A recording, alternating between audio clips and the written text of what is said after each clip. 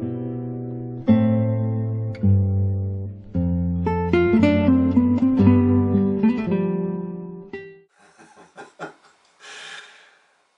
hello there, and thank you for dropping by. It's been quite a few weeks now since I came back from my trip to France. I'm sure many of the people who watch this will be aware of the fact that some time ago, probably 18 months to 2 years ago, I decided at the grand old age of then 51, I'm now 52, to try to ride the entire 2010 Tour de France route. I'm not quite sure why I decided to do that. I think I just thought it would be fun, and it would be a challenge to see whether I could actually get around the route. So I made the decision and started planning. Decided to go ahead with it. It was convenient because the start this year was in Rotterdam, which I can get to fairly easily from where I live in the northeast of England. So the plan was, with the support of a company, it was Sports Tours International, who provided basically the logistics. They would move my gear from place to place, and there'd be a van to top up water bottles and the rest of it, and they would arrange the accommodation. So the plan was that I would just have to do the cycling, which was no mean feat. So the plan was to ride each stage exactly as the professionals rode the stages, and to start and finish 3 days ahead of the professional peloton. So obviously I was going to ride slower than the peloton, but at least I would be doing each stage as they did, and that was the idea. That was the plan. That's what I stuck with. And ultimately, I'm delighted to say that that's what I achieved. I rolled into Paris, and I'd done everything exactly as planned. I completed the entire route. I did all the climbs, and it was excellent. But after a while, you start to think about things, and it's nice just to put a few memories down. I'm hoping to ride the route again.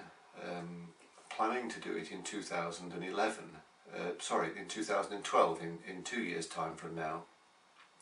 And this time I'm hoping to get a small team together and to train people up so that all the riders will have approximately the same power to weight ratio, which should make it relatively easy to keep a group together, and that we can have some of the benefits of riding in a larger group. And it would be a social thing, and I think it would be fantastic. So that's the next thing on the agenda. But we'll see how that goes. But certainly there are riders already interested, several of whom are extremely interested and are already committed to the project. So it's looking very much as if that's going to be a runner, which is fantastic. The ride itself, it's anything between 100 to 140 miles a day. And the thing about this year's ride, as many people will have seen on the TV coverage of the 2010 tour, is that it was unbelievably hot. Many of the days were in excess of 30 degrees, and not unusually the temperatures were well above 35 degrees. It's very, very uncomfortable, particularly for climbing, and so it was essential to keep very well hydrated and well fed and all the rest of it in order to keep going. So that really made it perhaps even more difficult than it might have been, and it was a challenging route this year anyway. But anyway, I stuck with it and made it. But that's just a word of caution if anybody is going to undertake this sort of thing or fancies doing this. Do bear in mind that it can be that hot, very, very hot, so be prepared for that. What are my major memories? Well, I remember starting off in Rotterdam, riding the prologue, and it was a huge surprise that in Holland the use of the cycle tracks is not optional. You have to use the cycle tracks, and the police will actually quite unceremoniously order you off the roads. There are cycle roads everywhere, so that made actually riding the route itself, the section in Holland, quite difficult. In fact, you couldn't follow the exact route because obviously the Tour de France peloton doesn't use cycle tracks. The roads are closed, so that was very, very difficult. But I remember the sights of the countryside, all the quite beautiful flower fields up in Holland, coming across them completely unexpectedly. And of course the enormous sea defences to keep back the sea from all the land that's been reclaimed from the sea, which makes Holland what it is today. So they were the sort of memories of that sort of the early part of the tour, and generally just getting into the riding and into the swing of things day to day. As time went on, there were things that I'd wanted to see since my very early interests in the Tour de France. I think everyone loves to see the sunflower fields when the Tour peloton's going through. So it was fantastic to see these beautiful fields of sunflowers in the sort of in the flesh, as it were, and the lovely lavender fields as well. Beautiful sort of bushy, bluey purple fields that I rode past on my ride, and the scent of them as the sort of the heat heated these flowers up, and the wind, as a breeze, was like a hot breeze would blow towards me, and you'd smell that as you're riding along. These are sort of things that you never forget. It's quite surprising. Obviously doing this sort of thing, there's a tremendous amount of discomfort involved, and I don't know about suffering perhaps, but it was certainly uncomfortable for quite long periods of time because of the temperature and the difficulties in the mountains. But it's quite surprising how your memory fades, and you're left with these beautiful sort of sights and smells of the countryside that you've passed through. So we made my way down through Holland and Belgium, and in fact the only rain in the earlier part of the tour was in Belgium, and that didn't last for too long. We were generally very, very fortunate for the ride. The mountains, well, they were inevitably extremely challenging.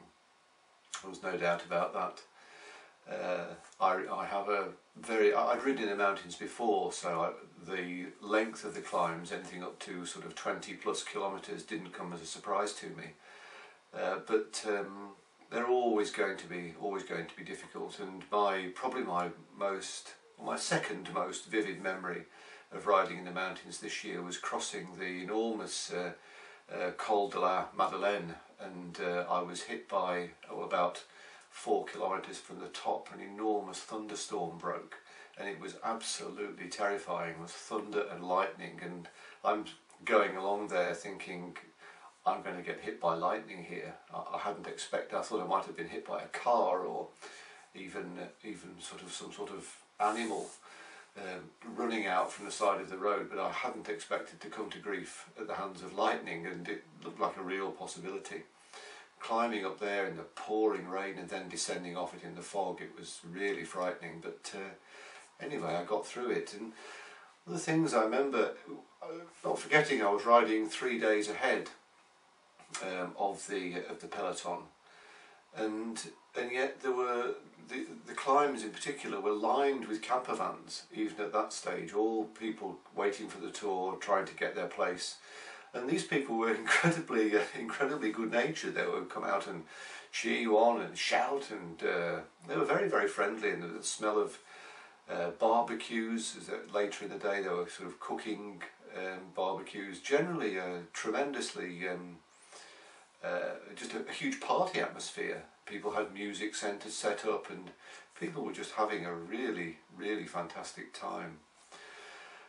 as I worked my way through the mountains, I probably my most vivid memory of the tour was arriving at the top of the Col du Tourmalet for the second time, because this year the route included the Col du Tourmalet. There were two climbs of it. It was celebrating the 100th anniversary of the Tour de France and its relationship with the Pyrenees, so it kindly went up the Col du Tourmalet twice. And I remember standing at the top when I arrived up there for the second time, and I was really quite overwhelmed because I realised that I'd climbed the last major mountain climb of the route, and so barring some sort of disaster I was actually going to make it to Paris, and that was really very, very emotional for me. Up in the mountains you also never know what's round the corner, and came across horses blocking the road, animals would sort of wander out, sort of cows would trundle across the road unexpectedly. It was a constant surprises round each corner, and of course the general scenery in the mountains is absolutely breathtaking, so provided you've got any breath left to be taken. Absolutely breathtaking, really, really fantastic.